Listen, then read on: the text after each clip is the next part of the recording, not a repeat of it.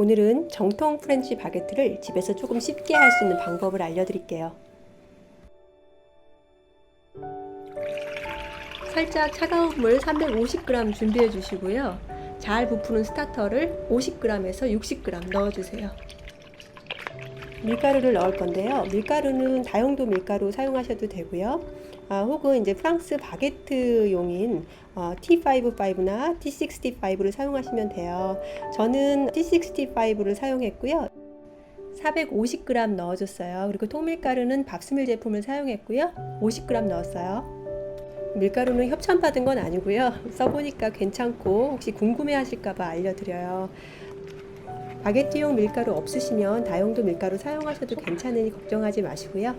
소금은 12g 조금 짭짤하게 넣어줄게요.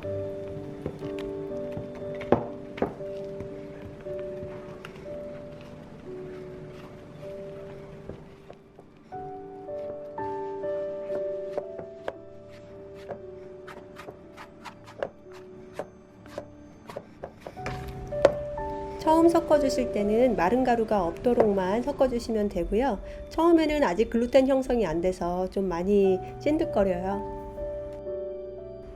뚜껑이나 랩을 덮은 후에 1시간 반 정도 둘게요. 1시간 반 정도 지난 후에는 테이블에 무스프레이를 충분히 뿌려주시고요.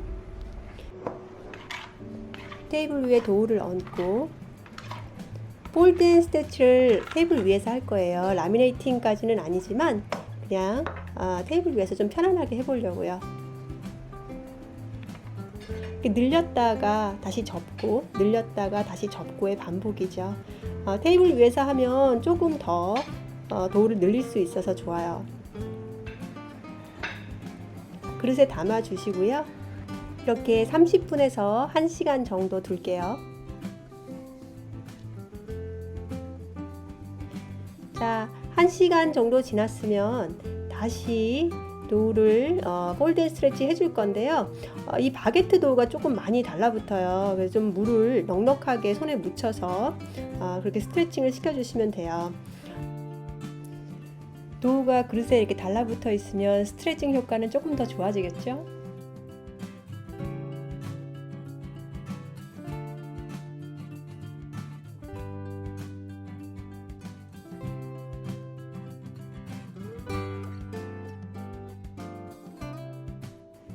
오늘 저는 이렇게 2번 정도 폴드 앤 스트레치를 했고요.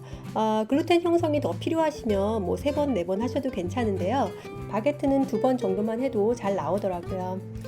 3-4시간 상온에 둔 후에 처음 도우 크기에서 한 80% 정도 도우가 부풀면 그때 냉장고를 보내고요. 냉장고에서 8시간에서 한 12시간 정도 숙성을 시켜주고요. 사워도우보다는 조금 더 숙성시켜주는 게 좋아요. 12시간 후 다음날 아침 도우를 냉장고에서 꺼내서요. 한 30분 정도 상온에 둘게요. 30분 후에 밀가루를 아주 넉넉히 뿌려주시고요. 밀가루를 정말 많이 뿌려주셔야 돼요. 이 도우가 굉장히 잘 달라붙기 때문에. 오븐 트레이에는 쿠킹 페이퍼를 깔고요. 그 위에도 밀가루를 좀 넉넉하게 많이 뿌려주세요.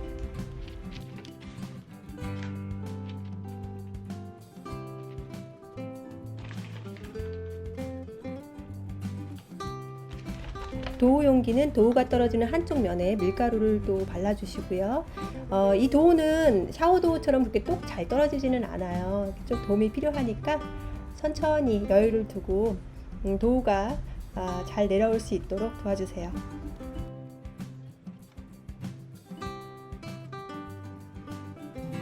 도우 위에도 밀가루를 넉넉히 뿌려주고요. 그리고 이 스크래퍼에도 밀가루를 뿌려주세요. 자, 이 스크래퍼를 이용해서 도우를 4개로 길게 잘라줄 거예요.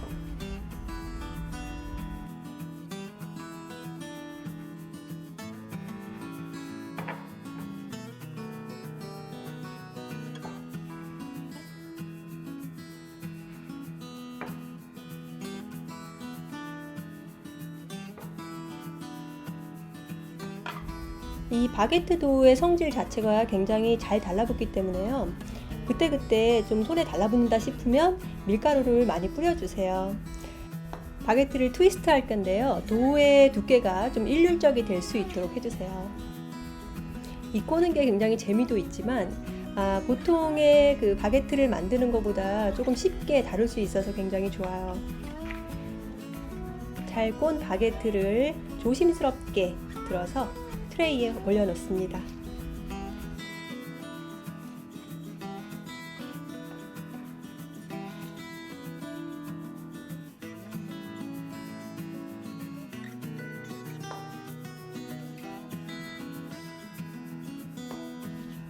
처음부터 트레이 위에 올려놓고 바게트를 트위스트 하셔도 괜찮아요.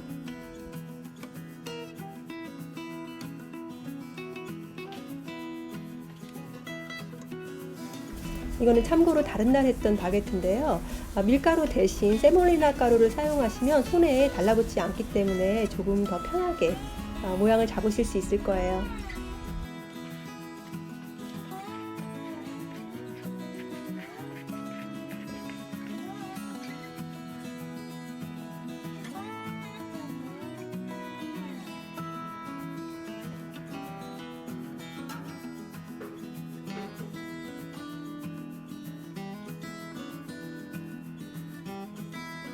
성형한 바게트 위에 다시 밀가루를 뿌려주시고요. 천이나 다른 트레이를 덮어서 잠시 오븐이 예열되는 동안 놔둘게요. 한 15분 정도면 충분해요. 오븐을 예열할 때는 또 다른 트레이나 혹은 오븐 용기를 맨 밑에 깔아서 같이 예열을 좀 시켜주세요. 예열 온도는 230도예요.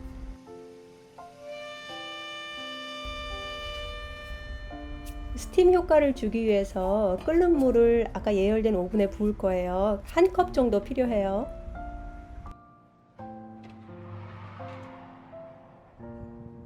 오븐 예열이 끝났으면 아까 예열했던 오븐 트레이에 끓는 물을 부어 주시고요. 이제 바게트를 넣을게요.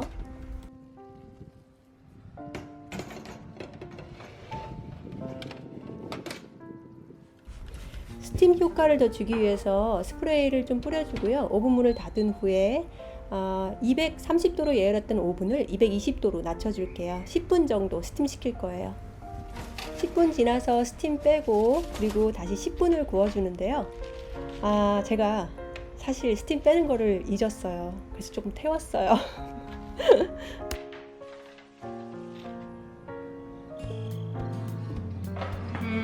이게 보면 조금 탄 부분이 있죠. 뒷부분은 좀 덜 구워졌고, 그러니까 중간에 한번 꺼내서 뒤집어줬어야 됐는데 제가 딴짓했죠. 다른 빵 만들고 있었거든요. 다음번에 다시 동영상으로 구워지는 것만 제가 다시 이렇게 보여드릴게요. 그래도 맛있어요. 겉면은 바삭바삭하고 안에는 부드럽고 이 정도면 나쁘지 않고요.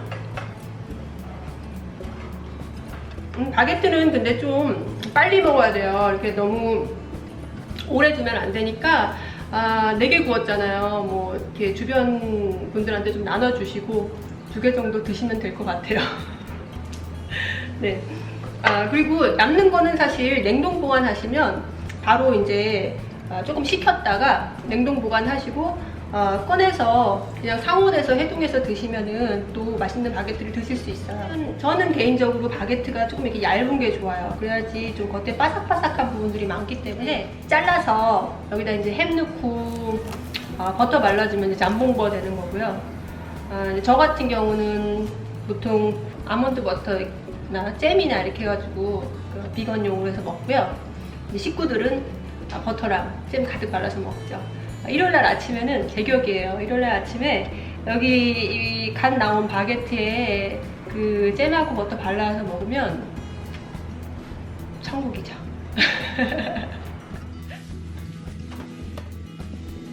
다음 날은 잊지 않고 스팀을 10분 후에 빼주고요. 바게트도 잊지 않고 위아래가 잘 익을 수 있도록 돌려줬어요.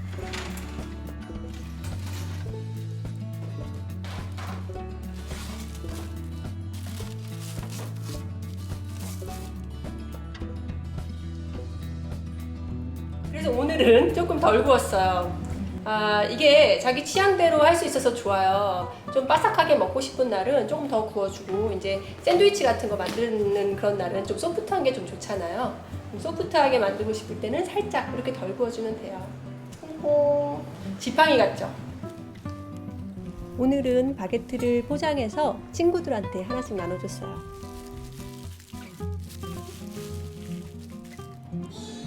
이 바게트 구워진 것 좀 보세요. 이게 오븐의 위치랑 그 열의 상태에 따라서 다른데, 얘는 이제 좀 많이 구워져서 살짝 탔죠. 좀 딱딱해요. 그리고 이 안쪽에 있던 애들은 살짝 부들부들하죠. 조금 덜 익혀졌기 때문에. 이렇게 4개가 다 달라요. 그렇죠? 이게 다 자기의 입맛에 맞춰서 이렇게 먹으면 돼요. 식구들이 이렇게 딱딱한 걸 좋아하는, 줄리는 이런 걸 좋아해요. 저는 조금 더 구워서 먹고, 이렇게 조금 덜 구워진 거는 이제 저희 남편이 좋아하죠. 왜냐면 정통 프렌치 바게트는 이렇게 많이 굽지 않아요. 딱딱하게 살짝만 구웠기 때문에. 이제 저희 프랑스에서 살던 저희 남편은 이렇게 살짝만 구운 걸 더 좋아해요. 이렇게 이 정도로 하시면 돼요. 그러니까 오븐에서 오븐의 온도랑 그때 그날 습도랑 이런 거에 따라서 다 다르긴 한데요. 한 10분에서 20분 정도 거준다고 생각하면 돼요. 스팀 끝내고. 그러니까 스팀은 10분 정도, 그리고 그 이후에 10분, 20분 정도 갈색이 날 때까지 좀 관찰을 해가면서 이 정도 빛깔 날 때까지 구워주시면 될 것 같아요. 좀 바삭한 걸 원하시면 좀 더 많이, 아까처럼 저번처럼 좀 갈색이 되도록 굽고요. 이 정도까지.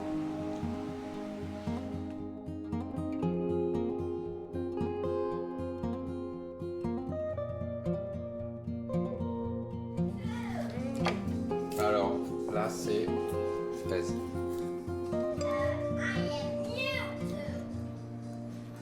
Oups, c'est du vin.